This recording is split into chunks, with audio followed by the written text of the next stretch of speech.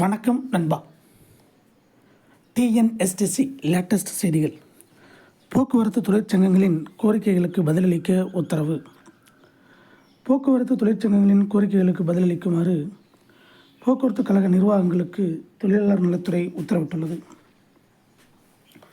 போக்குவரத்து கழக ஊழியர்களின் ஊதிய ஒப்பந்தப்படி பதவி உயர்வு உள்ளிட்டவற்றை வழங்க வேண்டும்.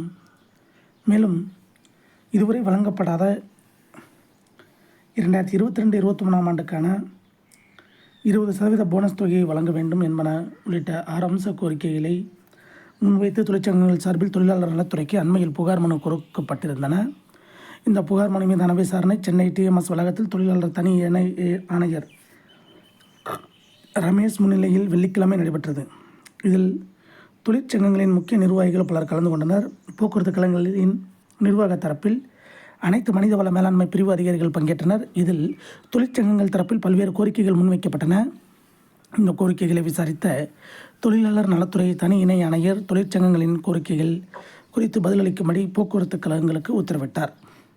இது தொடர்பான விசாரணை செப்டம்பர் 2ஆம் தேதிக்கு ஒத்திவைக்கப்பட்டது. இதை போன்ற போக்குவரத்து துறை அப்டேட்டுகளை உடனுக்குடன் தெரிந்து கொள்ள நம்ம சேனலை சப்ஸ்கிரைப் பண்ணுங்கள், ஷேர் பண்ணுங்கள், லைக் பண்ணுங்கள். நன்றி, வணக்கம்.